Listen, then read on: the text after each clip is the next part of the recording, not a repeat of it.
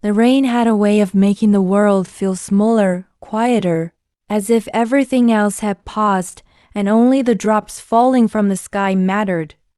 I remember that evening with a clarity that surprises me even now. The clouds hung low and heavy over the city, dark and bruised, and the streets shimmered like mirrors reflecting every neon light, every passing car, and every hurried soul clutching umbrellas like fragile shields. I had been running late that night.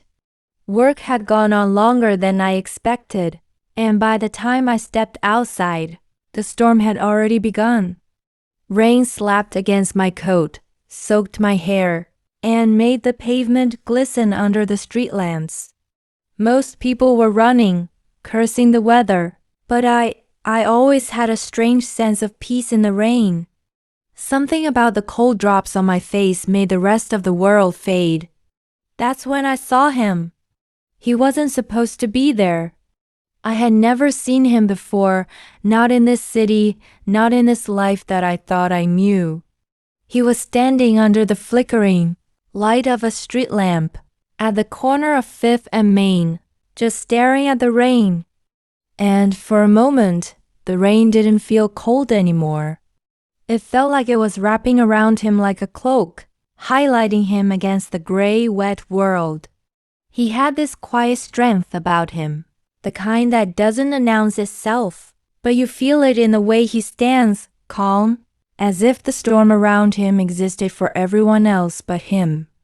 I remember thinking, who is this man, standing alone in the rain, and why do I feel like I've known him forever?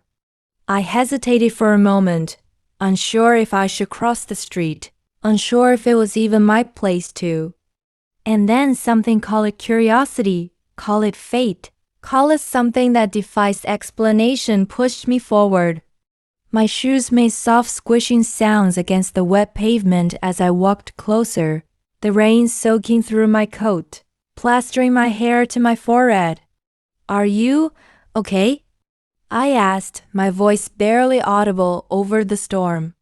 He turned slowly and our eyes met. I don't know if it was the rain or the way the light caught in his eyes, but it felt like the world had slowed down. There was a softness in him that surprised me, a vulnerability he didn't try to hide. And yet there was also something sharp, almost like he had seen things I couldn't even imagine, a kind of knowledge that weighed heavy on his shoulders. "I'm fine," he said, his voice low, steady, and strangely comforting. Something in me wanted to believe him, and something else wanted to know why he was standing there, alone, in the middle of a storm that would have driven anyone else inside. I just didn't expect to see anyone here," I said, trying to sound casual, though my heart was beating faster than it should.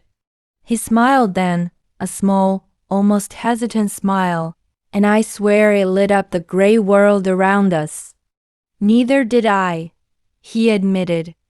And just like that, a conversation began, soft, hesitant at first, like two people testing the waters of a pool they both wanted to dive into but were afraid of.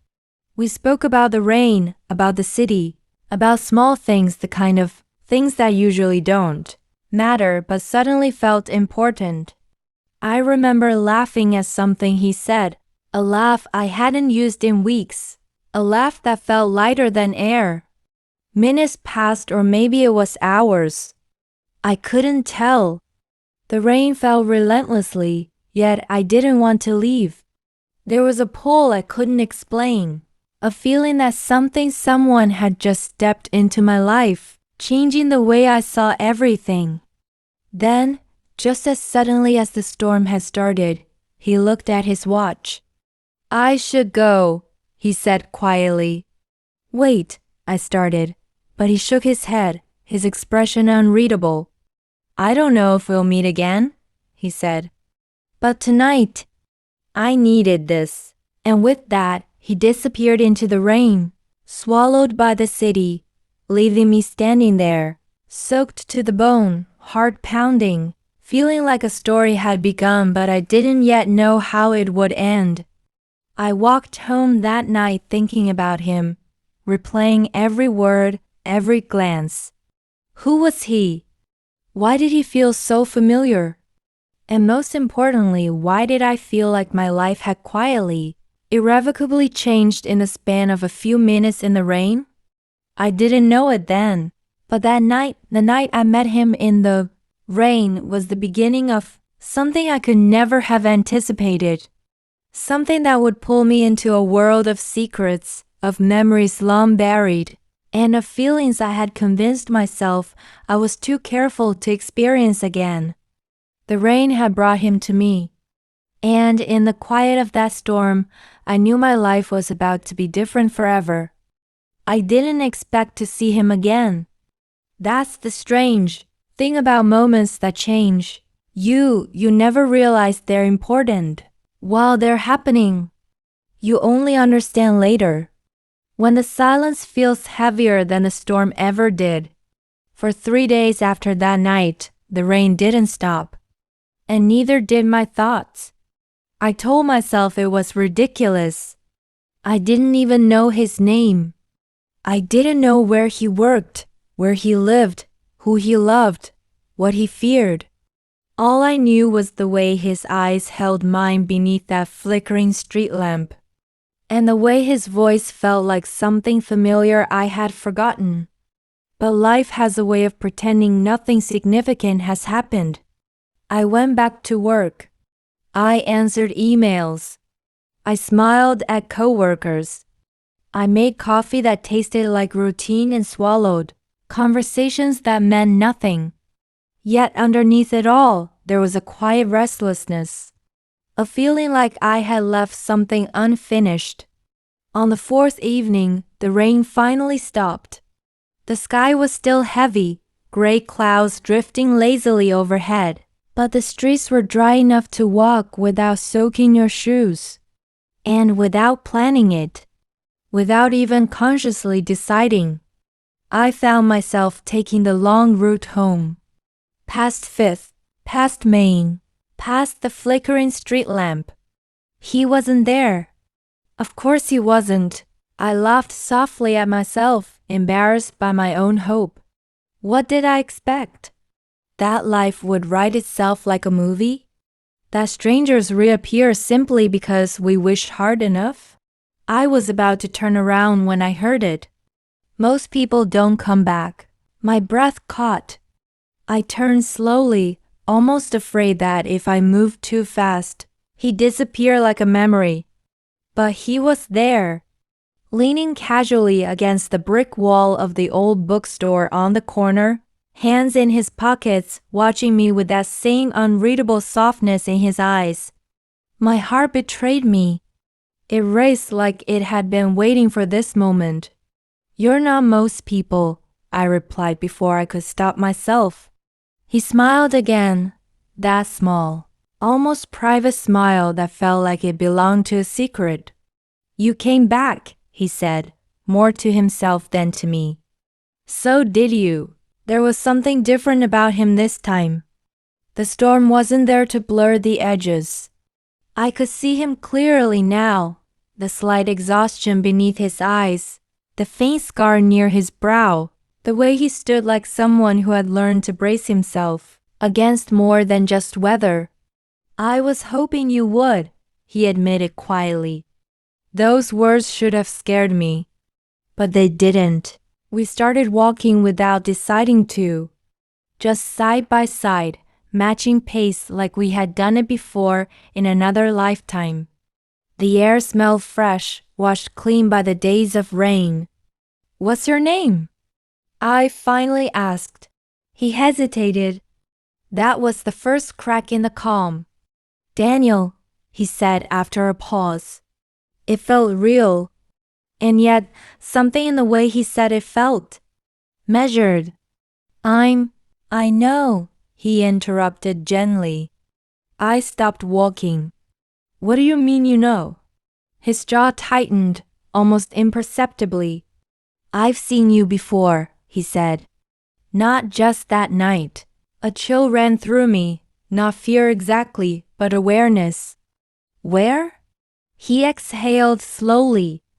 Around. The coffee shop near your office.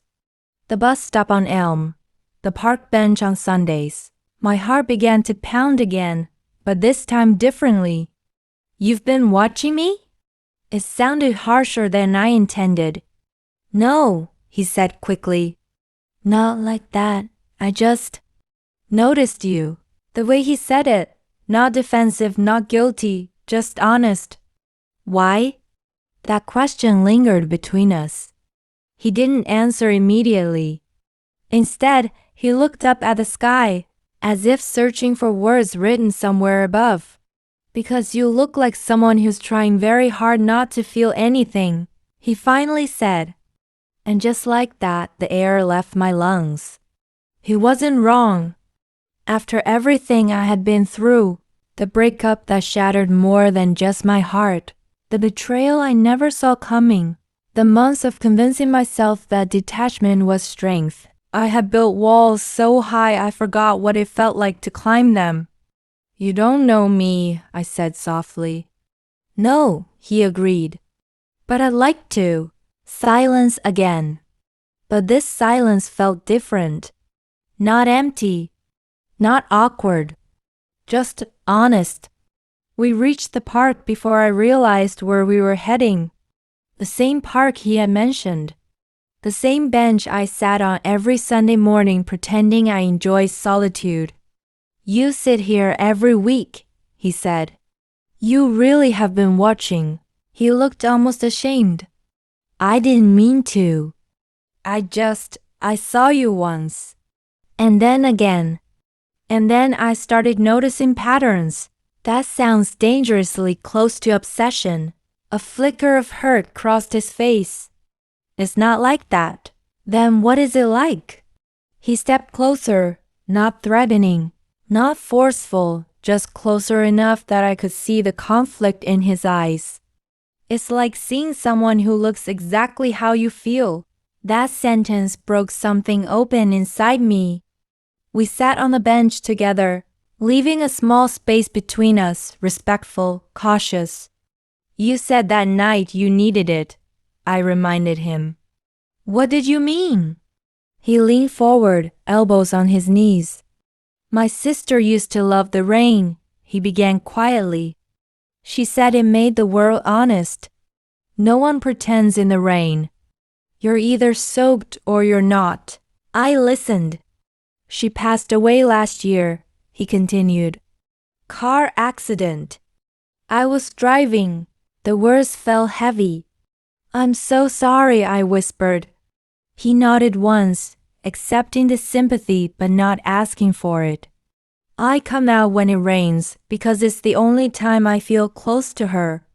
That night, I wasn't expecting anyone else to be there. The pieces began to rearrange themselves. The stillness, the sadness, the reason he stood alone beneath the storm. And when you saw me? I asked gently. He looked at me in a way that made my chest tighten. You weren't running from the rain, he said. You were standing in it. I didn't know what to say to that. Because he was right. I wasn't running. Maybe I was tired of running.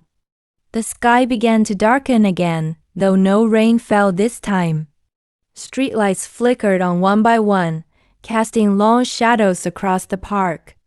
I'm not very good at this, he admitted suddenly. At what? Letting people close. I laughed softly. That makes two of us. For the first time, the tension eased. Not because everything was solved, but because we had both admitted something fragile. We talked for hours after that. About grief. About loneliness. About the strange comfort of strangers. He told me about growing up in a small town where everyone knew everyone. About moving to the city after the accident because he couldn't breathe in places that reminded him too much of what he lost. I told him about trust, about loving someone who slowly became someone I didn't recognize, about how heartbreak doesn't always shatter loudly. Sometimes it erodes quietly until there's nothing left. When it grew late, neither of us wanted to be the first to stand. But eventually, reality crept back in. "Same time next Sunday?" he asked carefully. There was vulnerability in that question. A risk. I considered it. And then I nodded. Yes. As I walked home that night, something felt different again, but this time it wasn't uncertainty. It was possibility. Still, a small voice in the back of my mind whispered caution.